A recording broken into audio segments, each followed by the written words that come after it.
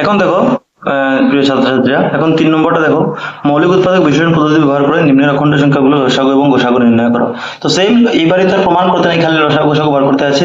তো 12, 15, 21 প্রথমটা, এরপর সেকেন্ডটা, থার্ডটা। তো এটা আমি সমস্ত করবো না, আমি আগে থেকে করে রেখেছি, তোমরা দেখে নেও, ঠিক আছে। 12, 15 আর 21 তিনটা সংখ্যা লসাগু গোসাগু বার করতে আছে। তো দেখো 1 নম্বরটা এখানে বার করেছি আমি, 12, 15 আর 21 লসাগু গোসাগু তিনটাকে আলাদাভাবে মৌলিক উৎপাদক বিশ্লেষণ করলাম এরকম ভেঙে, ঠিক আছে। এরপরে লসাগু মানে যেটা হাইয়েস্ট, দুই দুইবার, এদিকে নাই, তো এটাই হাইয়েস্ট, 2 স্কয়ার।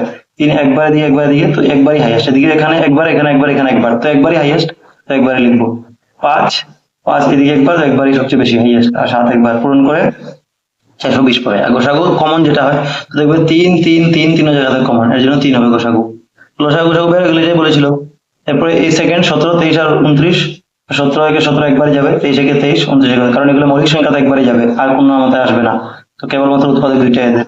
লসাগু মানে কি, তিনটা যে বেশি আছে মৌলিক সংখ্যা, 17 একবার, 23 একবার, 29 একবার, তো এটাই পূরণ করলাম, তো 11,339। আর গোসাগু মানে তিনটা কমন কি, এক আছে। এরপরে 8, 9, 25 লসাগু বার করলাম 2 দিয়ে, দেখো 4 দুগুণে 8, 2 গুণে 4, এরকম করে করলাম। লাস্টে লসাগু বার করলাম, তো 2 হাইয়েস্ট, এদিকে 3 বার আছে, তো 2 কিউব লিখলাম। এরপরে 3 যেটা আছে এদিকে হাইয়েস্ট স্কয়ার, আর 5 দুইবার আছে, এটাই হাইয়েস্ট। তো পূরণ করবে তো 2 স্কয়ার মানে 8, 2 কিউব, 2 কিউব মানে 2 কে 3 বার পূরণ করলে 8, 3 স্কয়ার মানে 9, 5 স্কয়ার মানে 25। এরপরে কি করলাম, 8 জায়গাতে রাখলাম, 9, 25 পূরণ করলাম তো 225, 225 দিয়ে 8 পূরণ করবে তো 1800। তারপরে গোসাগু মানে 1।